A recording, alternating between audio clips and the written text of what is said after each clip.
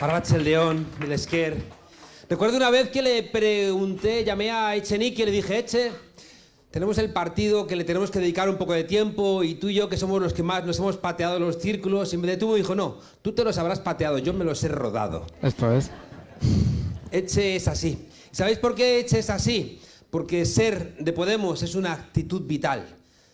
Ser de Podemos es una manera de estar en el mundo y que seguramente frente a todos los golpes, frente a los espejitos falsos de la bruja de Blancanieves que te dice que eres el más guapo, la más guapa, nosotros lo que sabíamos era que estábamos haciendo lo correcto. Recuerdo cuando nacimos, nos contaba Enric Juliana que pidieron un análisis de las tesis de los que allí aparecíamos como los más conocidos de Podemos, y entonces allá que mandaron a investigar la tesis de Iglesias, la tesis de Rejón y mi tesis.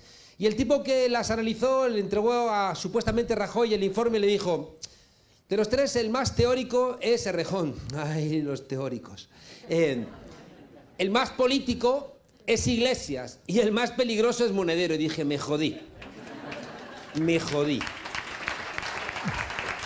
Durante todo este tiempo, fijaos, es verdad que han sido 5 años de ataques y mucha gente a veces te para por la calle y te dice, oye, ¿te ha merecido la pena? Y ¿sabéis qué digo siempre? Lo digo como ahora, que si hay gente como Ricardo, como Miquel, como Ainhoa, como Eche, como Idoia, como Yone, gente como vosotros que habéis aguantado durante 5 años tantas mentiras, no solamente me ha merecido la pena, sino que es lo más hermoso que he podido hacer en mi vida. Gracias, gracias a todas y todos.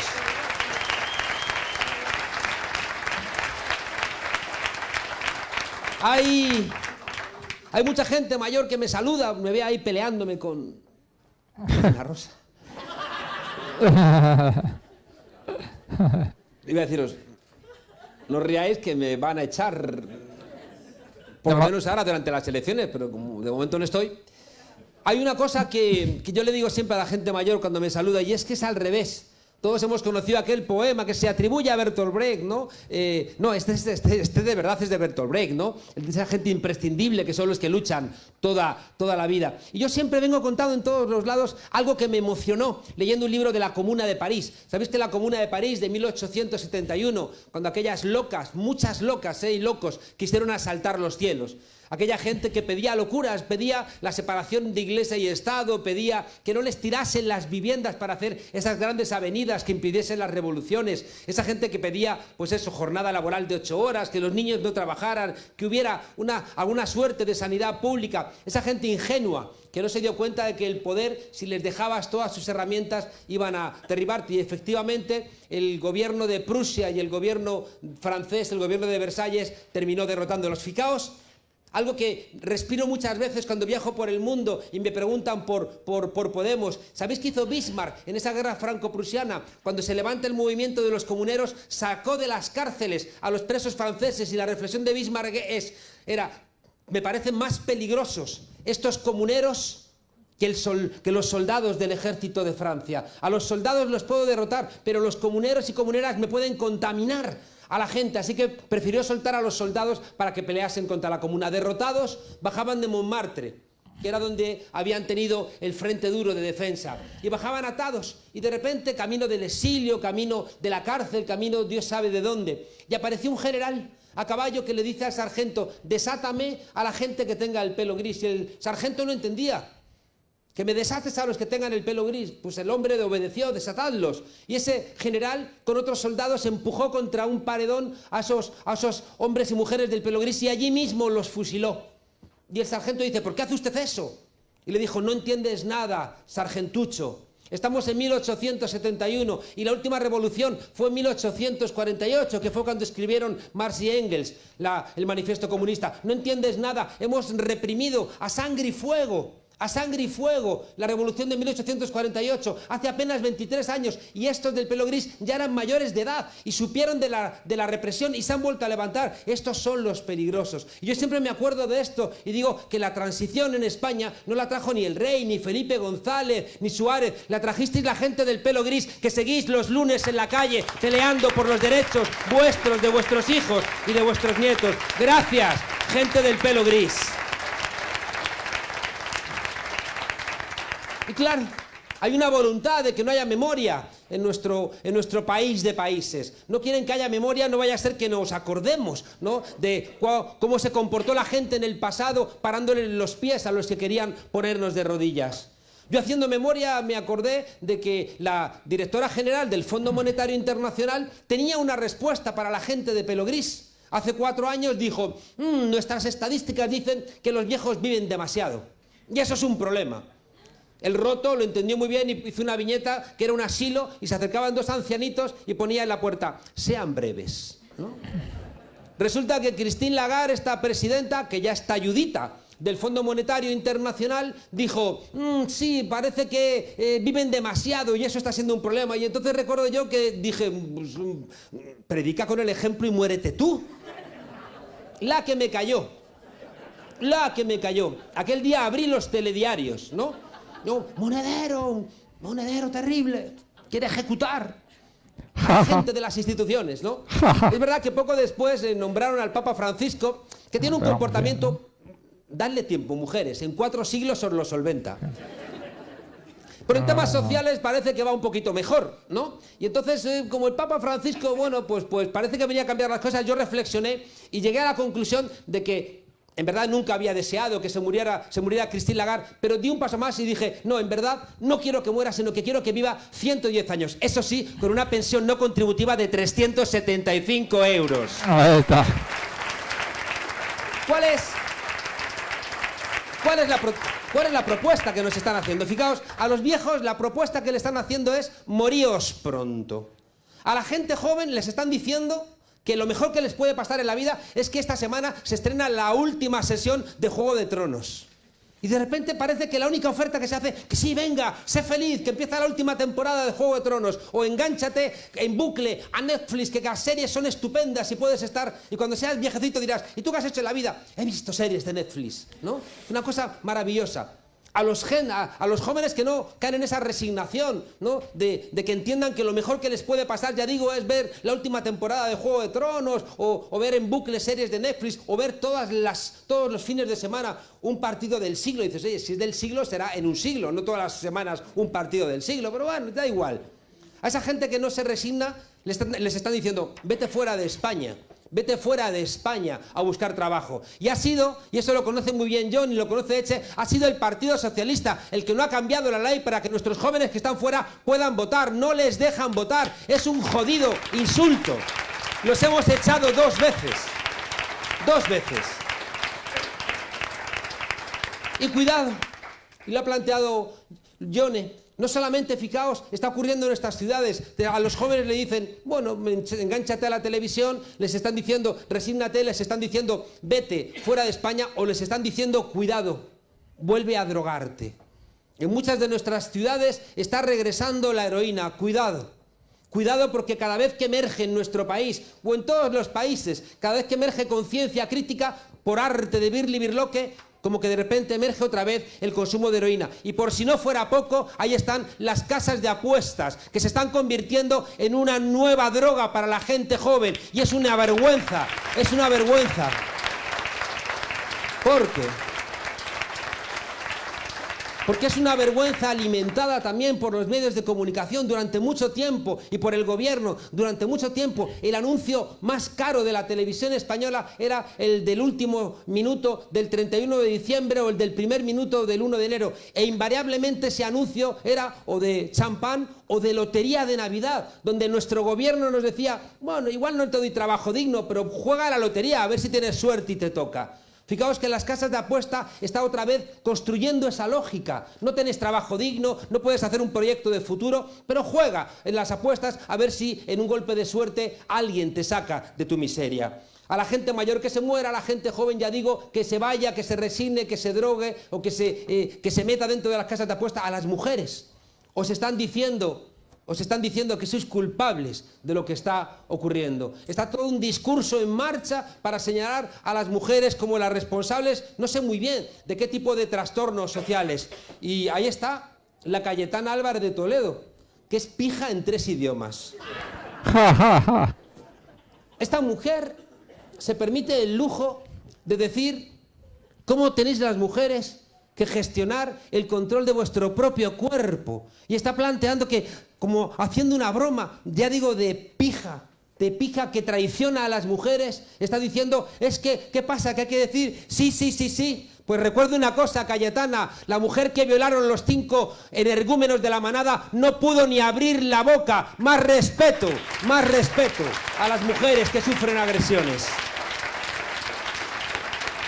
Y por último a los trabajadores. A los trabajadores les están diciendo, que no tienes trabajo, igual es porque eres un inútil. A lo mejor es que no has estudiado chino mandarín en internet a las 5 de la madrugada. Y están trasladándonos, fijaos, en esta sociedad del rendimiento, donde parece que si no haces 1000 cosas, si trabajamos más horas que un esclavo en la Grecia clásica, y encima les parece poco, gente. Y encima trabajamos y somos pobres y les parece poco. Y por eso, fijaos, hay una reflexión que es social. Es que trabajamos para vivir, no vivimos para trabajar. Y parece que se está trasladando un tipo de lógica donde trabajas, o sea, vives para trabajar y lo más que puedes acceder es a tener una lógica de consumo que, ya digo, convierte a nuestra vida en un mercado repetido donde todo se ha convertido en una mercancía, todo, estudiar, el ocio, el sexo, la amistad, el deporte, y al final todos estamos compitiendo todos contra todos. En la universidad mis alumnos están compitiendo porque la única posibilidad de sobresalir es tener una beca, y entonces luchan por la nota y están todos peleando contra todos, y al final la vida se convierte en una cosa fea. Bueno, salvo en campaña electoral, que, como bien sabéis, todo es muy bonito.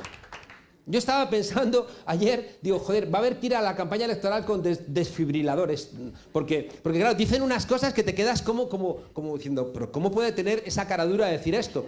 Yo vengo contando una historia también que tiene que ver con el Papa Francisco, que es un tipo que se muere y estaba convencido por su comportamiento, había pertenecido a la patronal navarra, y entonces estaba convencido que iba a ir al infierno por su mal comportamiento.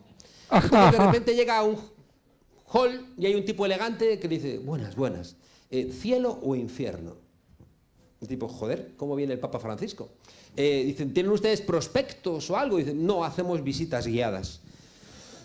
¿Por dónde quiere empezar? Dicen, pues no sé, por el infierno, porque como estaba convencido que iba a ir al infierno, entonces le bajan al infierno, le abren la puerta y allí de repente le reciben gente muy amable, ligera de ropa, hay alimentos de todo tipo, música en directo, playas, bosques preciosos, sexo del bueno, sexo del malo, es decir, un panorama interesante. Y entonces le dice el señor, ¿quiere usted ver el cielo? Dice, pues casi no, ¿no? Pero súbame, a ver, y le suben al cielo y ahí está la gente en una nube tocando la lira, leyendo mis libros, muy aburrido todo. Y dice, bueno, ¿qué quiere usted, cielo o infierno? Y dice, no, yo quiero infierno. Entonces le bajan al infierno y nada más abrir la puerta le muerde un perro, le empiezan a dar latigazos, le hincan pinchos, le atan un palo ardiendo, está ahí Inda gritando, chavista, bolivariano. Un infierno, ¿no? Terrible. Y entonces el tipo le dice al diablo, pero oiga, si ayer era maravilloso, ¿por qué esto soy tan terrible? Y el diablo le dice, es que ayer estábamos en elecciones. Bueno. Resulta que el Partido Socialista ahora nos está contando que todo lo que no ha sido capaz de hacer en estos 2 años porque no le ha dado la gana, ahora lo anuncia. Pero no olvidéis que ya sabéis que para el Partido Socialista gobernar es lo mismo que tocar el violín, que se agarra con la izquierda pero se toca con la derecha. Hay una voluntad, ya digo, de que no tengamos memoria. Y no sé por qué hablando de memoria me acuerdo de Suárez y Llana, el de los neandertales. Yo creo que en esa familia el padre se quedó toda la inteligencia. Hay como... No, iba a decir una cosa, pero no la voy a decir, que hay cámaras. Nos quieren, fijaos, asustados. Cuidado con el miedo, decía Spinoza, que las 2 grandes pasiones del ser humano son el miedo y la esperanza. Y siempre el pensamiento emancipador, esa familia amplia de la izquierda ha bebido de la esperanza, mientras que la gran familia de la derecha siempre ha vivido del miedo. El miedo lo gestiona el hipotálamo, el miedo es nuestro perímetro de defensa, el miedo es el que reclama el derecho, ¿no?, a atacar, a ser egoísta. El miedo es ese caldo de cultivo donde pueden emerger los que tienen derecho a odiar, mientras que Fijaos, la esperanza se construye dialogando, al tiempo que el miedo es un monólogo. Nosotros tenemos la obligación, ya digo, de construir esa esperanza y romper ese miedo, porque si no estamos atenazados, ¿no?, a que vengan cualquier tipo de salvadores a justificarnos ese miedo y buscar una solución que siempre tiene que ver con odiar a alguien más que a nosotros mismos. Nos quieren también perplejos y nos quieren también divididos. Cuidado con la división. La división ha sido una de las estrategias repetidas del poder. Siempre, en todos los países que ha habido una fuerza contundente, con capacidad suficiente para poder cambiar el rumbo de las cosas, siempre nos han dividido. Y a veces es bueno que nos dividan, porque a veces uno suelta lastre y de repente puede construir de una manera mucho más ligera. No estamos ninguno libres de este tema de las divisiones. Me contaba un padre jesuita que en la última cena estaba Jesucristo consternado y de repente reunidos allí con sus discípulos y le dice, lleno de tristeza, le dice, y tú, Judas, tú me venderás por unas monedas. Y tú, Pedro, antes del amanecer me negarás 3 veces. Y tú, Tadeo, meterás los dedos en mi llaga a ver si realmente estoy herido. Entonces Juan se levanta, se va hacia la puerta y Jesucristo le dice, Juan, discípulo mío, ¿dónde vas? Y dice, perdone, padre, perdone, maestro, pero con estos cabrones yo no voy ni a la vuelta de la esquina, ¿no? A veces, si a Jesucristo de 12 le salieron unos cuantos malos, bueno, hay que entender, pero cuidado, y esto lo digo con mucha seriedad.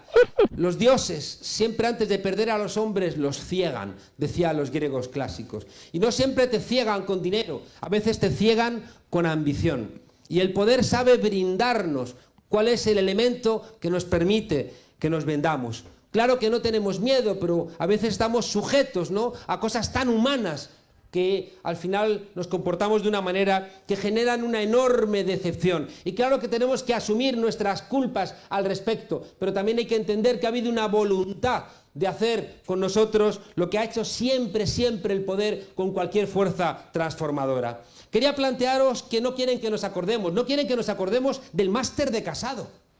Yo ahora que vienen los exámenes estoy asustado, porque claro, de repente si pillo a un alumno copiando me va a decir, ¿y Casado? ¿Qué le digo? O si me hacen un trabajo y está plagiado. Me dicen, ¿un Casado?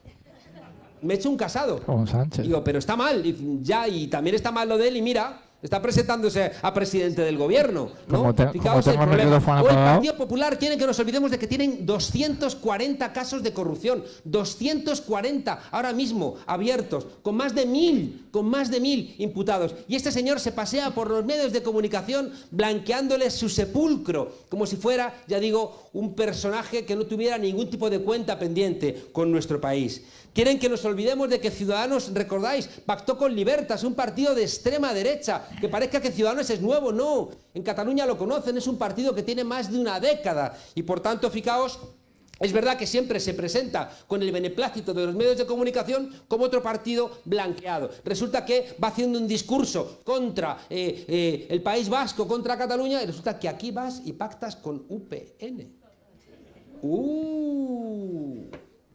Pero no penséis que va a ir con Susana Griso o con mi amiga Ana Rosa Quintana y le van a sacar los colores, porque esas cosas no las hacen estos medios de comunicación. Oh, cuidado, van a querer que no nos acordemos, y esto os ruego que hagáis memoria, que en la semana que salió la sentencia de la Gürtel, y que Pablo le dijo a Pedro Sánchez, oye, habrá que presentar una moción de censura. Pedro Sánchez se iba ese fin de semana a Lisboa. Se iba a Lisboa. Y una semana antes de que tuviera lugar el anuncio de la sentencia de la Gürtel, que demostraba que el Partido Popular era un partido que se había financiado que me queda un minuto. ¿De verdad? Si no he empezado. Joder. Bueno. Espera. Sánchez, yo termino. No, que te dicen que te queda un minuto porque yo me tengo que ir, que si no pierdo el ave, pero no quiero privar a toda esta gente de todo lo que tienes que decir, de este espectáculo. De hecho yo me quedaría, así que para que tengas más de un minuto, me voy. Estaba aprendiendo mogollón de chistes. Solamente una cosa antes de irme. Me pasa con Monedero como me pasa con Femenino y Cansado, que me sé todos los chistes y aún así los vuelvo a escuchar y me vuelven a hacer gracia. Lo mismo me pasa. Y lo de la gente del pelo gris, te lo he escuchado ya 3 veces y las 3 veces se me humedecen los ojos. De verdad, de verdad. Os dejo con Monedero. Hasta luego. Hasta luego, compadre. Hasta luego. Chao, Eche. Qué grande, Leche. Qué suerte tenemos con gente como él. Os decía que Sánchez, ya digo, se iba a Lisboa, es decir, ni había considerado lo de la moción de censura, y recordad, una semana antes él había planteado que había que endurecer el delito de rebelión, que él después se lo tuvo que envainar para poder pactar la moción de censura. Bueno, fijaos, quería que solamente compartir con vosotros una pequeñita reflexión histórica, para que entendamos por qué estamos diciendo que estas elecciones son constituyentes. Fijaos que ha habido 3 momentos en la historia de España donde el conjunto del Estado se ha comportado de una manera similar. Y las 3 veces ha coincidido con 3 crisis económicas que han golpeado profundamente al conjunto del Estado y Europa. En la crisis del 29, la crisis del 73 y la crisis de 2008. ¿Recordáis la crisis del 29, el Viernes Negro, aquel donde se hundieron las bolsas y donde supuestamente los empresarios saltaban desde los rascacielos? Es mentira, ¿no? Los empresarios no saltan de los rascacielos, ¿no? Los autónomos sí, porque son honrados y decentes, pero los empresarios así grandes, que se van a tirar de ningún lado. El caso es que, fijaos, fue la razón del ascenso del fascismo en toda Europa. Y aquí sabéis que hicimos las clases medias y los sectores populares, nos juntamos para, en vez de dar entrada al fascismo, proclamar la Segunda República un 14 de abril de 1931. Y aquello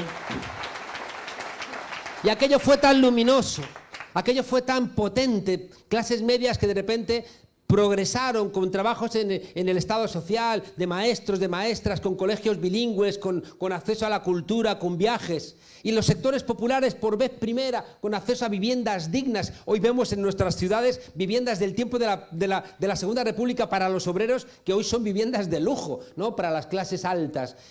Los obreros alfabetizados, los obreros con derechos laborales, los obreros viendo que sus hijos podían tener acceso a la cultura con Lorca, ¿no? Llevando la barraca por todos los pueblos de España. Aquello fue tan luminoso que tuvieron que dar el golpe del 18 de julio del 36. Que Franco ganó, no porque la gente no defendiera nuestro país de países, porque se echó a la calle y pidió armas para defender a la República. Franco ganó porque le apoyaron Hitler y Mussolini. Y todavía 114.000 de los nuestros están en fosas comunes y en cunetas y en zanjas, lo mejor de la historia de nuestro país.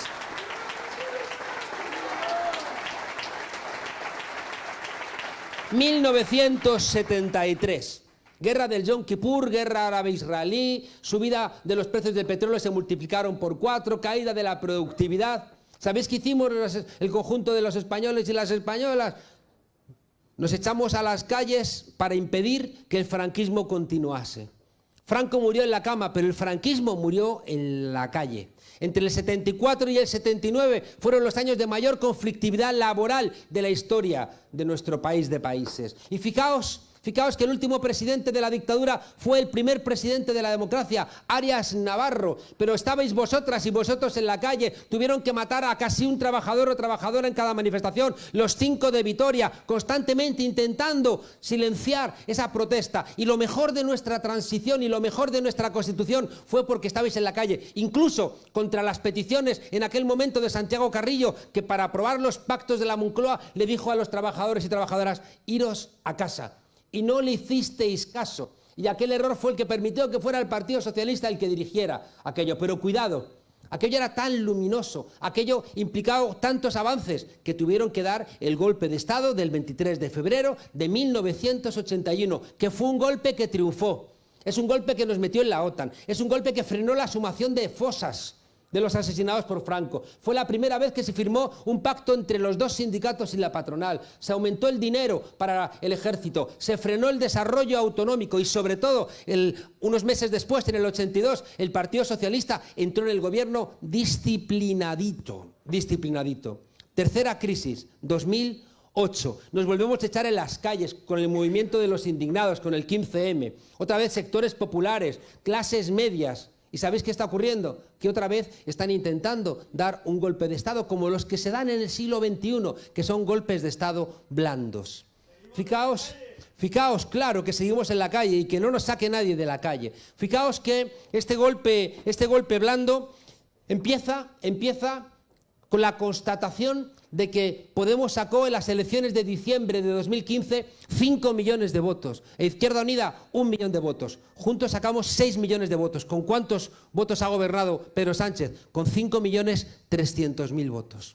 Y por tanto dijeron, cuidado que estos pueden gobernar nuestro país. Y de repente pusieron en marcha todo un proceso para intentar frenar que gobernásemos el conjunto del país. Y lo primero que hicieron fue activar las cloacas policiales. Gente que venía del franquismo, comisarios que habían trabajado con Conesa, con Billy el Niño, torturando. De repente les hicieron el mandato de construir pruebas falsas para intentar tumbar a Podemos. Yo recuerdo ya en 2015, lo contaba John, en 2015 de repente me desayuno con una portada del diario El Mundo que decía, un artículo firmado por Marisa Recuero, decía, a Monedero, portada, a Monedero le habrían ingresado, según fuentes de la seguridad del Estado, otro 1 millón de euros de Venezuela.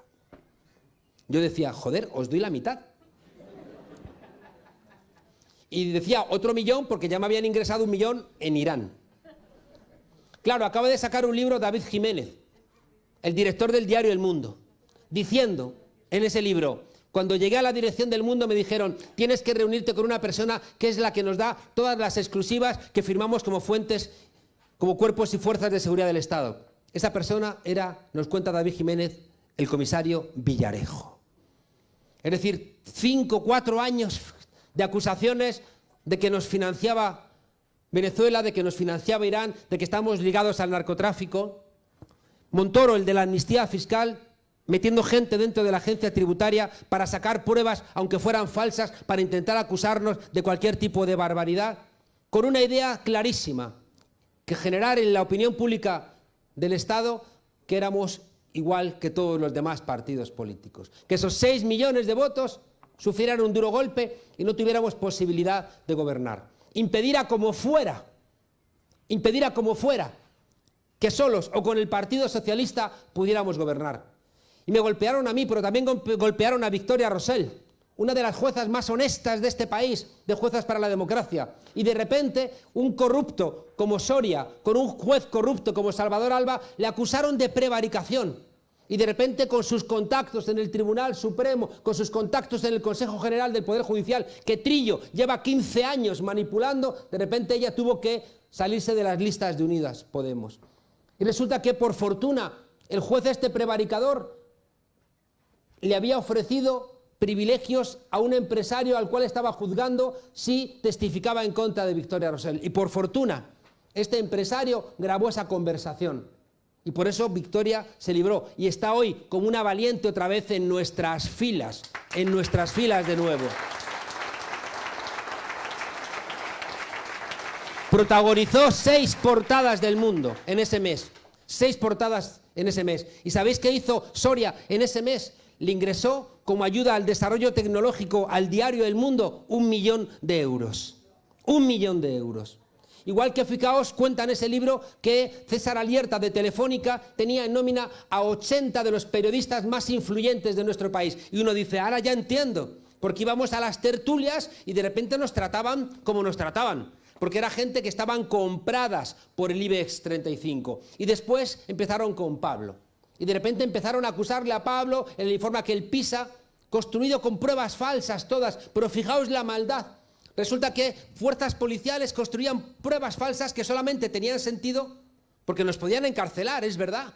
Es verdad que en su planteamiento buscaban si podía ser que algún juez nos encarcelase, pero ellos sabían que al final eso se iba a demostrar que es mentira, bueno, pero el daño estaba hecho. Pero sobre todo lo que buscaban es que medios de comunicación afines a esas cloacas publicasen esa información. Y fijaos lo que ocurrió, por ejemplo, le acusan a Pablo en una comida donde estaba Ferreras, donde estaba Adrián de la Joya, donde estaba Villarejo. Construyen esa factura falsa de las Islas Granadinas, donde a Pablo le habrían ingresado $272.000 en el Pacific Bank. Y fijaos qué vergüenza, una factura hecha con Photoshop. Y por eso el enfado el otro día de Pablo. Qué orgullo Pablo Iglesias diciéndole a Ferreras en La Sexta: tú has sido colaborador necesario de ese sinvergüenza que es Inda. Qué orgullo. Pero fijaos la maldad. Fijaos la maldad. O sea, la maldad es que de repente denunciamos a Inda y la jueza dice: es verdad que esa factura está hecha con Photoshop, es verdad que el banco ha dicho que no existe esa cuenta, es verdad que el banco ha dicho que Pablo Iglesias nunca ha recibido ningún ingreso porque no tiene ninguna cuenta ahí, pero como esa factura se la ha dado un comisario de policía, es veraz. Y de repente, fijaos, hay toda una construcción donde pueden llevar 5 jodidos años acusándonos de cualquier barbaridad. Comisarios, medios de comunicación, los grandes capitales que sostienen esto y algunos jueces que entran al trapo y les dan la razón en vez de reconocer que formaba parte todo de una trampa para impedir la democracia en nuestro país.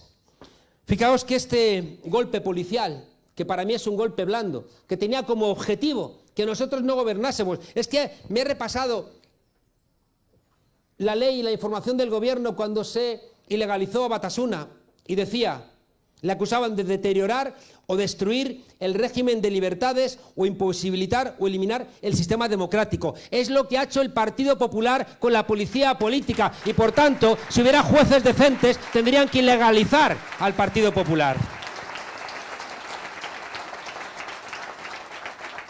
Bueno, no quiero aburriros más. Fijaos que ese golpe policial blando tiene un elemento absolutamente evidente con estos ataques brutales que hemos sufrido, llenos de mentiras y de calumnias todos los días, a ver si nos debilitaban, a ver si nos echaban de nuestros trabajos, a ver si nos convertían en muertos civiles. Pero aparte, fijaos también, acompañado, y lo sabéis muchos de vosotras y de vosotros, la ley Mordaza.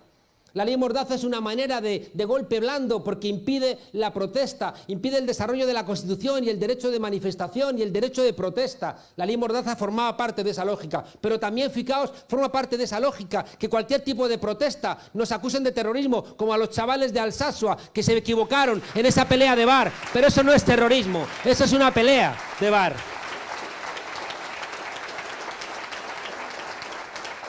O de la misma manera, seguramente cometieron, y los jueces tendrán que dilucidar si lo hicieron o no, un delito, los políticos presos catalanes, pero sería un delito de desobediencia.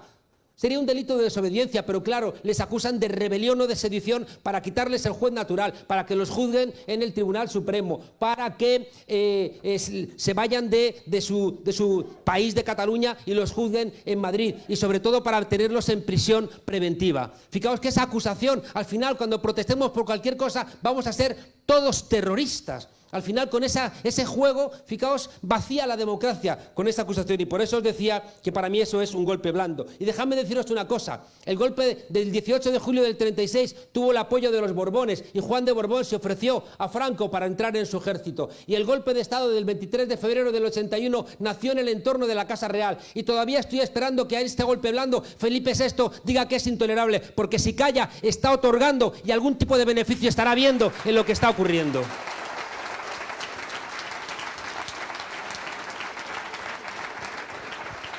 Os decía que para mí también es un golpe lo que se están haciendo a las mujeres. Cuando a las mujeres habéis dicho que queréis poner la vida en el centro, cuando a las mujeres habéis dejado de entender las manifestaciones del 8 de marzo como una mera reclamación de identidad, sino que lo habéis convertido en una huelga. Es decir, que estáis diciendo, queremos acabar con la brecha del 23% salarial, queremos tener pensiones idénticas entre hombres y mujeres, queremos, de la misma manera, que los cuidados y la reproducción sean un problema colectivo. ¿Sabéis qué estáis diciendo? Estáis diciendo a los poderes económicos que no estáis dispuestas a sostener más un régimen que se hace sobre vuestras espaldas. Y de repente los tres partidos de la derecha dicen: ¡ay, feminazis, feminazis! No, no sois feminazis, sois mujeres que estáis diciendo que queréis los mismos derechos que los hombres y queréis también mantener vuestra identidad como mujeres. Y estos tipos que tienen miedo, no tienen miedo a las mujeres como tal, lo que tienen miedo es a las mujeres que están reclamando un reclamo, ya digo, revolucionario, que es que dejéis de ser quienes soportéis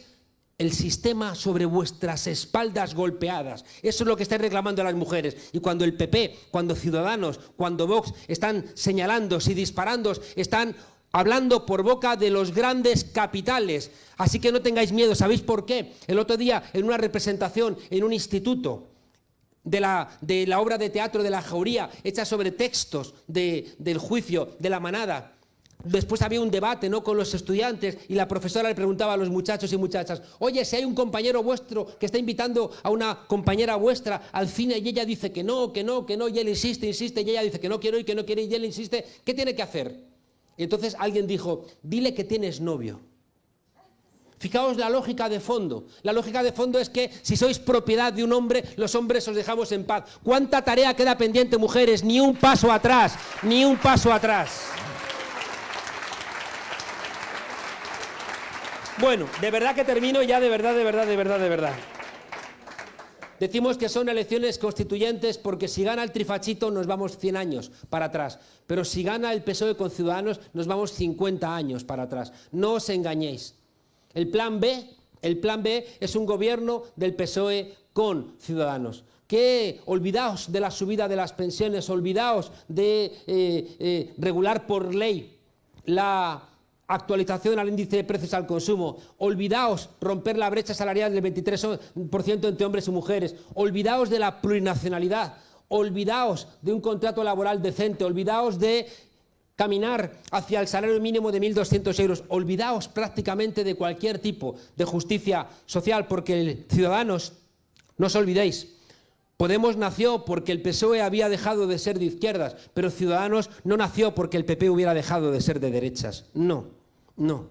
Y por tanto comparten todos el mismo corpus. Y el problema, ¿sabéis cuál es? Que el Partido Socialista, desgraciadamente, comparte también una parte no pequeña de ese corpus. Hace un par de semanas, en Bruselas, recordad que el Partido Socialista gobierna con Angela Merkel en Alemania, y en Bruselas han aprobado que la Unión Europea da entrada a los planes privados de pensiones. Ese es el Partido Socialista. Y eso, fijaos ahora, imaginaos si estuviera en un gobierno con Ciudadanos. Creo que estas elecciones son constituyentes para terminar con las mentiras. Me parte el corazón cuando Carmen Calvo, cuando presentamos una ley de eutanasia, dijo: España no está preparada, para luego presentarlas ellas. Tampoco estaba España preparada para el salario mínimo de 900 euros. Y fue Ione, y fue Echenique, y fue Pablo Iglesias el que, antes de sentarse con Pedro Sánchez, le dijeron: oye, ¿estás dispuesta a aprobar el salario de 900 euros? Porque si no, ni nos sentamos y convocas elecciones. Bueno, vamos a hablarlo, que no. Es decir, que apruebas y estás de acuerdo el salario de 900 euros o nos levantamos de la mesa y convocas elecciones. Y entonces Pedro Sánchez dijo: bueno, sí, España está preparada.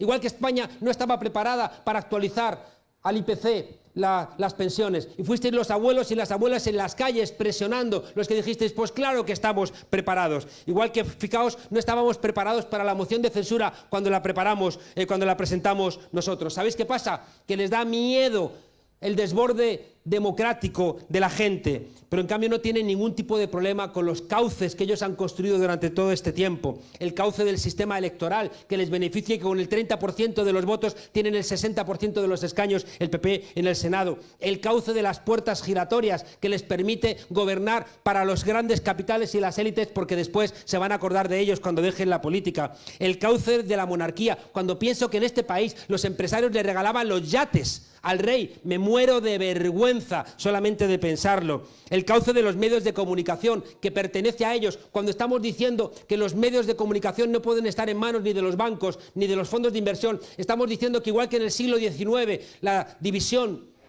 Iglesia-Estado era una condición democrática, en el siglo XXI la división medios de comunicación y bancos y fondos buitre es una condición necesaria de la democracia, de la misma manera. Igualmente los cauces, fijaos, y esto es muy importante decirlo aquí, en Navarra, ellos no tienen ningún tipo de problema con los cauces de la memoria franquista, porque al final saben que hay jueces que van a castigar a periodistas decentes como Clemente Bernat por narrar que aquí se hacen misas franquistas en honor de los genocidas, y por contárnoslo le castigan a 1 año de cárcel.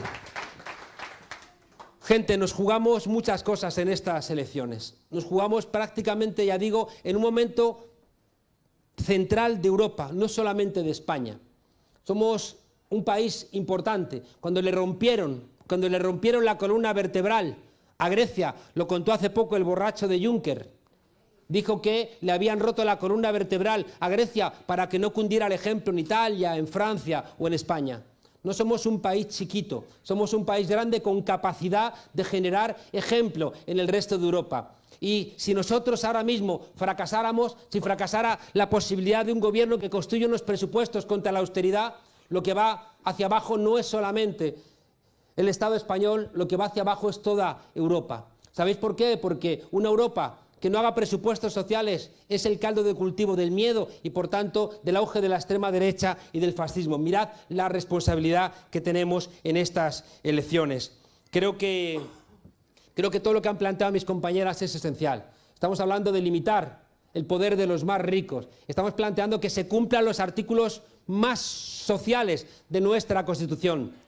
Estamos reclamando que se recupere el pacto intergeneracional entre los pensionistas y los jóvenes, que tienen que tener trabajo y tienen que estar bien pagados para que haya dinero para las pensiones. Va Casado diciendo: hicimos la mejor gestión, os habéis chupado casi 70.000 millones de la hucha de las pensiones y tenéis la cara dura de ir diciendo que habéis gestionado de una manera maravillosa.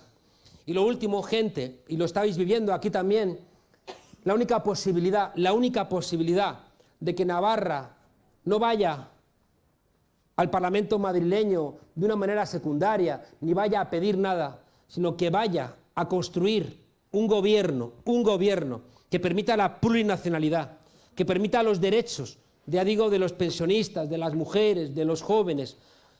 La única posibilidad de que tengamos un gobierno que vuelva a mirar internacionalmente con una mirada alta y digna es que los navarros y las navarras mandéis a ese Parlamento a gente, ya digo, que no vaya a pedir nada, sino que vaya a construir un gobierno que cambie la historia de nuestro país de países. Cuando decimos que la historia está en vuestras manos, no es retórica. Es que hemos aprendido que es muy importante estar en las instituciones, hemos aprendido que es esencial gobernar, pero también somos conscientes de que eso solamente tiene sentido si seguís en las calles con nosotros. Hace 5 años recorrí toda España diciendo: si nos vais a votar solamente para darnos, para que os demos lo que ya nos da ni el PSOE ni el PP, pensáoslo bien.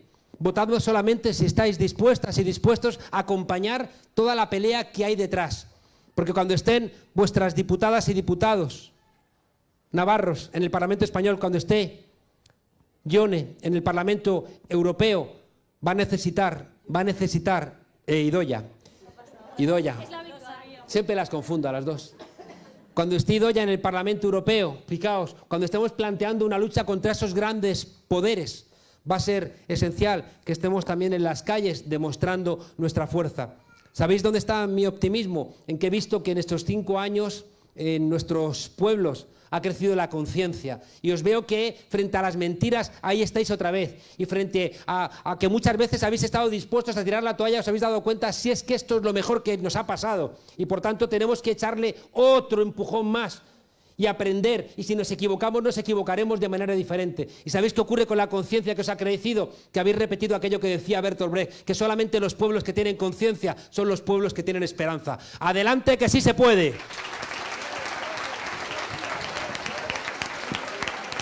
¡Sí se puede! ¡Sí se puede!